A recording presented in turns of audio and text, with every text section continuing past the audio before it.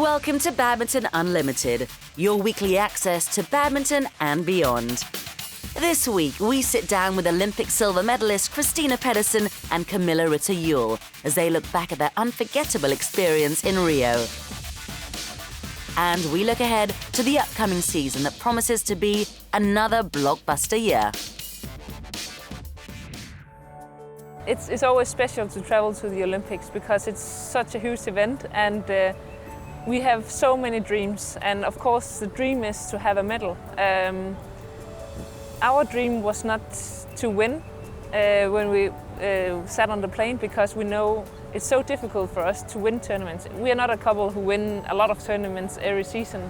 So instead of only focused on the game and thinking about this medal, we also talked about, all right, we are here, it was Kamilla's third Olympic and my second, so we should also be happy and really proud that we are on our way to one more Olympic tournament. Denmark's #1 women's pairing exceeded expectations when they clinched silver at the Rio 2016 Olympics. And in doing so, Kamilla Juhl and Christinna Pedersen penned their names in the history books, becoming the country's first women's doubles shuttlers to medal at the Games. The silver medalists shared with Badminton Unlimited exclusive insights into their history-making Olympic journey when we caught up with them at the recent Dubai World Superseries finals.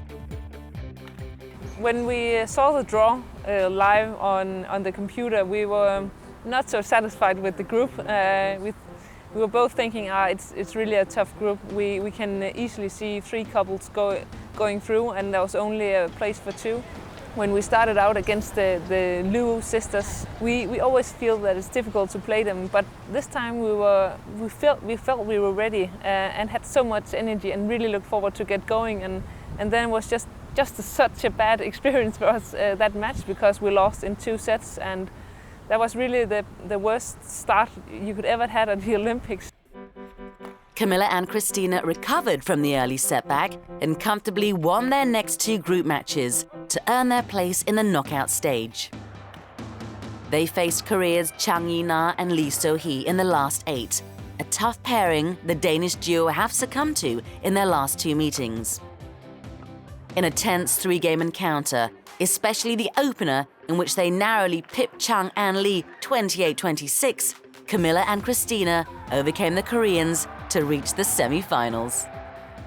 We know that this first set were really important for us, our confidence, because if we have lost after missing, I think it was 6 or 7 set points, if we had lost that set, maybe our mind could have been, oh, it's difficult against them, we can't beat them.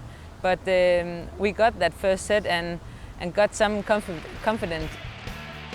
The quarterfinal victory set the tone for Kamilla and Christinna. They went on to defeat Yu Yang and Tang Yuanting in the semi-finals, preventing China from making the women's doubles final for the first time in history. And their semi-final win also marked the first time a non-Asian pair would play in the women's doubles Olympic final. That's always a goal to a major tournament, to play the best ever, and we already did that. So mission was almost completed. So it was only bonus from now on. But of course, when you are in the semi, you really want to have a medal, and we knew that if we lost, we had to play 1 more match to get a medal. So we really didn't want to go to the bronze medal final. The finale against Japan's Misaki Matsutomo and Ayaka Takahashi was one filled with intensity and drama. The closely contested match went right down to the wire in the decider. It's difficult to remember all the parts, but I remember when it was 14 all, then I remember I was thinking, oh, we're still here, we are not behind, so it can still happen. So now we have to work hard and keep on going, because we have chances here against them today. And then we pushed and did all we could, and we're up 19-16.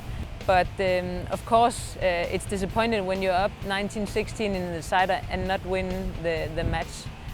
But we have seen the last rallies, and we can see that the Japanese girls are playing really, really good. It seems like they are just, all right, we're so close losing against the Danish pair today, let's give it the last shot, and that succeeded for them that Thursday in Rio. So unlucky for us, so close and yeah, not that far. Although it was heartbreaking for Kamilla and Christinna to miss out on winning gold, they did themselves and their country proud in achieving silver.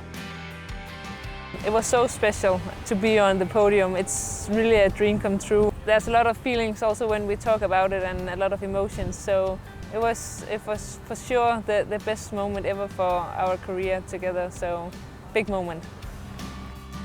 Kamilla and Christinna carried the momentum from Rio, and in their next tournament following the Olympics at the Yonex Open Japan, they beat home pair Matsutomo and Takahashi for the title. A month later, they were on top of the podium again at the Yonex Sunrise Hong Kong Open. When I think back, it's difficult for us to understand that we have been winning 2 Super Series tournaments after the Olympics. We have been also struggling with our shape and motivation, but we have found a good way to motivate us together with our coach, and that's important to think about where are you now and what can you focus on to make a good result. It has been an extraordinary journey for Kamilla Rytter and Christinna Pedersen. The pair is looking forward to new challenges in 2017, and there is no doubt that they will continue to scale new heights in women's doubles. I'm so proud of what we have achieved together. So of course that's a great feeling to have, and that's maybe also why we can keep up our level, because we are calm. We know we have done everything we can and have a lot of good results. So that's a great feeling to play when you don't feel any pressure. And sometimes it's difficult to understand that we played the Olympic final. I think when I say that loud, we were in the Olympic final. I'm proud and I'm happy.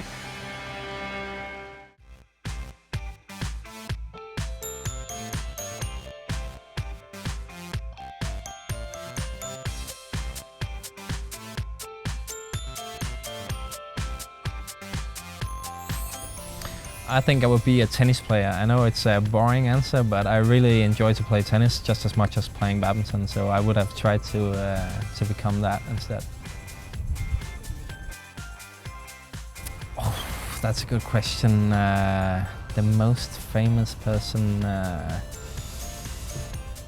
I don't know, maybe Paul-Erik Høyer, who is the president of Badminton World Federation. I don't have a lot of very famous contacts, but he's a former Olympic champion and president of our federation, so I think he's quite a celebrity. I've known him for many years. He gave me an award when I was 11 years old, so I've known him for many years now. I don't think a lot of people know that I'm not very good at baking, but I actually really enjoy baking cakes and cookies and stuff like that. I don't do it too much, but I really enjoy to do it. Time to test your badminton knowledge. In this week's trivia, we want you to name the doubles player with the most BWF World Superseries titles. We'll reveal the answer after the break.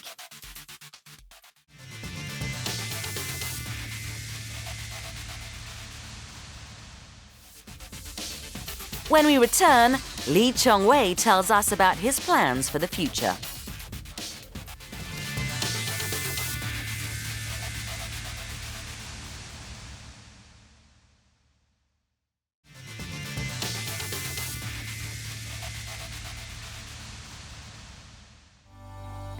With digital innovations, shuttle time is now more fun, engaging and accessible than ever. So get connected to BWF's Badminton Schools program. Find out more about BWF's grassroots initiatives on these platforms. Download the app, visit the website, and get active on Facebook. Your gateway to shuttle time has never been so easy.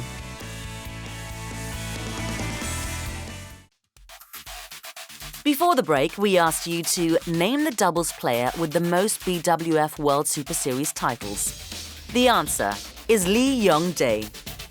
Last year, the doubles ace signed off its international career on a triumphant note at the Victor Korea Open. The win saw him become the most successful doubles player in the World Superseries, with an impressive 43 titles. 37 of those were achieved in men's doubles and 6 in the mixed discipline. Not only did the Korean shuttler attain the record on his final day, he bowed out with partner Yoo Yeon-song as the world #1 pair.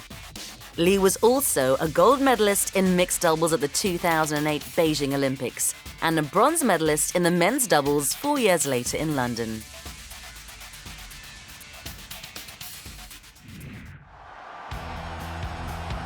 Lee Chong Wei is one of the most outstanding badminton talents of all time. His heroics at the top of the game, spanning nearly 2 decades, have earned him respect and admiration from players and fans. At 33, the Malaysian ace is competing at the highest level and is a world #1 men's singles player. I've been with the Malaysian national team for about 17 years. There's still a few years left in me, so I want to enjoy badminton before I retire. Everyone is interested to know about my plans when I eventually retire. Will I stay on the Malaysia team as a coach or continue to be involved in badminton? I believe I'll still be involved in the sport, but at this point, there's no plans of what it'll be yet. Dr. Lee Chong Wei has contributed a lot to badminton.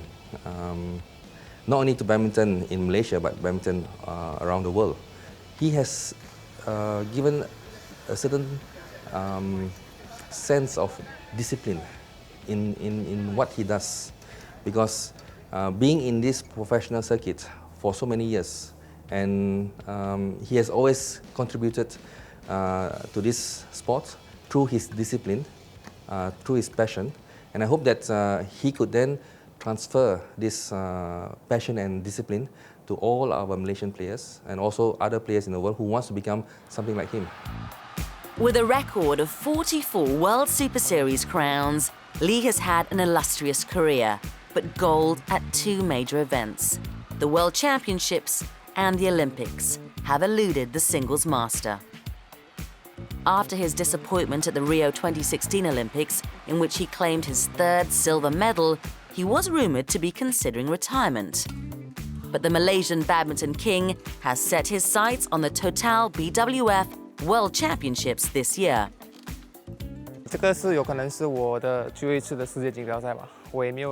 I think this could be my last World Championships.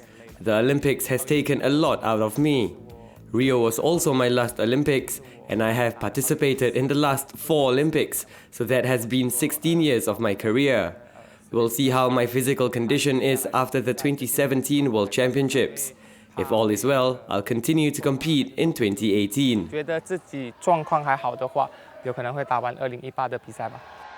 The world #1 has brought immense pride and glory to Malaysia. But the day will come when Lee finally rides into the sunset. And the big question is, who can grab the reins from the legend? Iskandar Zulkarnain is the nation's 2nd best singles shuttler.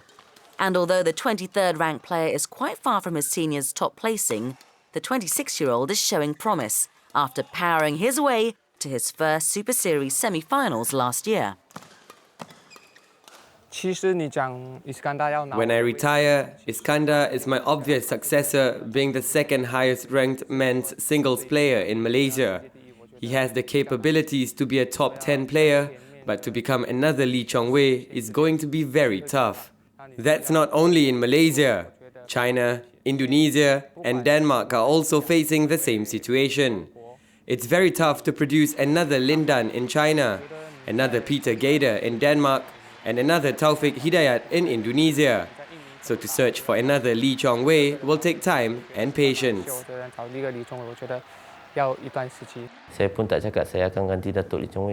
I can't even say that I'll replace Dato' Lee Chong Wei because he is special in the eyes of Malaysians. He is a unique figure in badminton. Nobody can replace him for a long time. If there's one thing the next generation of Malaysian shuttlers can learn from the master, is his will to succeed. Lee did not reach the heights of where he is today without the relentless hard work and sacrifices he's made to become the best. Many young players do not understand.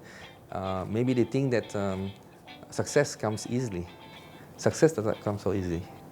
If you ask Dr. Lee Chong Wei about how he managed to reach that level, he can tell you the number of hours, liters of sweat that he has already used. It's incredible what he has done for so many years. If you ask all our youngsters, if they are ready for that, then they would achieve almost as well as Dr. Lee Chong Wei. We have a lot of talented players in Malaysia. However, I do think what some of our young players lack is ambition and their courage to dream and be the best.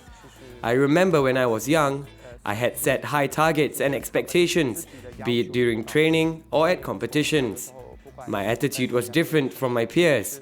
Whatever the coaches said during training, I wanted to execute it to the best and do it better than everyone. Whatever the task, I wanted to be number one at it, and I think that drive helped me get to where I am now.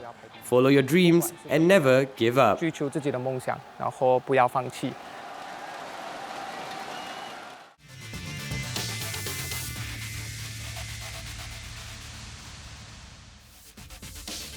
After the break, we whet your appetite for the year as we look at the top badminton events in 2017.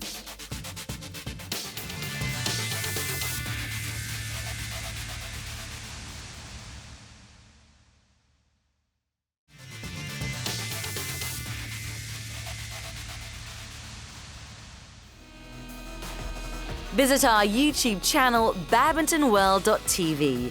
There are tournament highlights, plays of the day, as well as past matches to savour. Every episode of Badminton Unlimited is also available for your viewing pleasure. All the best badminton clips are just a click away.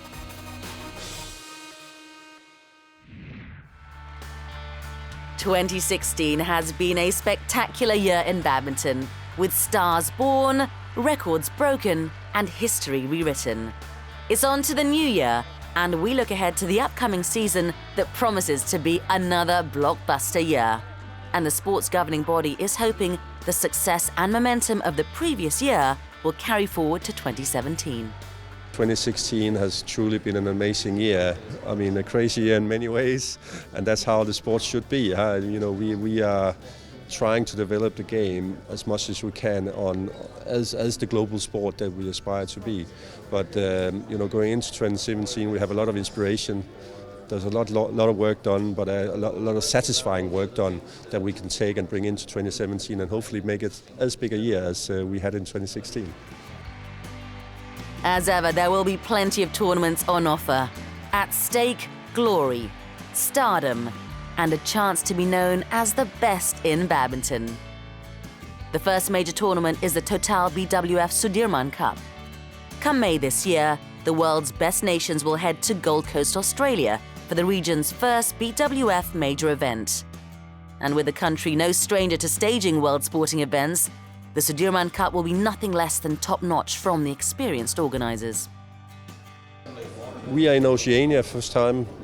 A little bit a new adventure for us, but clearly a part of the world where badminton is picking up very quickly. So I think that there'll be an immense opportunity to show badminton at its highest in that region. Australia has got a great reputation for hosting big events, and badminton's always been part of those big events in terms of the Olympics and the Commonwealth Games. We also, of recent years, have been one of the Super Series events, so in fact one of the biggest of the Super Series events. But this is the first time we've had a major team event, such as the Sudirman Cup. Besides the excitement of the competition, players and fans can also look forward to the Aussie experience. Everyone just is encouraged to come along and have a great time. And the Gold Coast lends itself to that. I mean, it's a fantastic part of Australia. It's a great coastline, plenty of tourist opportunities. So it's an environment where people can come compete, but also have a great time at the same time. The big question at the 15th edition of the biennial World Mixed Team Competition will be, just who can stop China? The 10-time cup holders will be the team to beat. Not only are China gunning for their 11th crown, they're also looking for their 7th in a row. However, countries that have enjoyed a fruitful 2016 could pose a real challenge this year to the East Asians' Cup hopes. Malaysia, who returned from the Rio 2016 Olympics with 3 silver medals, believe they have a decent shot at the title. When we talk about Sudirman Cup is all about 5 categories, 5 disciplines. A few years back, we have never thought that we are capable of delivering a strong contingent to the Sudirman Cup. Today, if you look at it on paper, we have 3 silver medals from 3 categories. And these 3 categories, if we were to perform well, basically we could consider ourselves as the top nation. Denmark also have depth in their squad and could spring a surprise after etching their name on the Thomas Cup last year and bagging silver and bronze at the Olympics. It seems like Denmark, we have found a good way to train. Almost everyone is peaking and have a high level, so at least 4 categories can be really good against all the other countries. So we look forward for the Sudirman Cup in May. 2017 will also see the Total BWF World Championships held in Glasgow. This is the second time the Scottish city will be hosting the prestigious event, and from August 21st to the 27th, the best shuttlers from across the globe will battle to be crowned the world's best at the Emirates Arena. Going to Glasgow later in the year will be, it's not the first time we've been in Glasgow. Glasgow have developed as a big sporting city. And it's really exciting for us to go back to Glasgow. We've been there many years with many different types of events and so on, but now going back there with the World Championships will be great. So we look very much forward. We're enormously proud to be hosting the World Championships once again. We first hosted the combined individual and team World Championships in 1997. And it was hailed then to be the most successful to date. And we hope this World Champs will be even better. And we're looking so much forward to welcoming the players, the officials, the spectators, and our delegate friends to Glasgow. And they will have a magnificent time. And players who had realised their Olympic dreams last year are now focusing on clinching the world title. Our biggest goal was to win the gold medal at the Olympics and also at the World Championships, which we have not achieved yet. I think we only made it as far as the last 16. So I want us to go further than that and finally win the world title.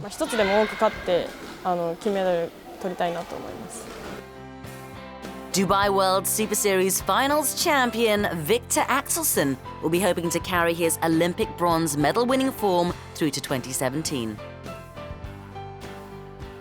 It's my target to better my bronze at the next year's World Champs.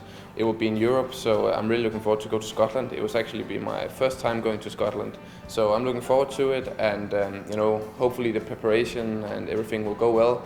And then I really hope that I can get a good result in Glasgow as well. All set then for a new year. The race to the top starts all over again, and the badminton world will be in for another season of top-class action as players battle for top honours.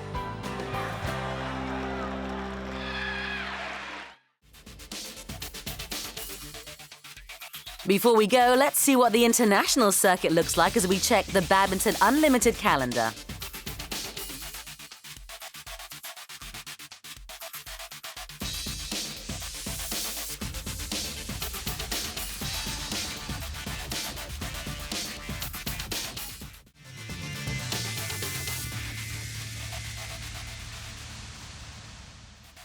Next week on Badminton Unlimited, Akane Yamaguchi of Japan tells us about finding her form and getting back to her best.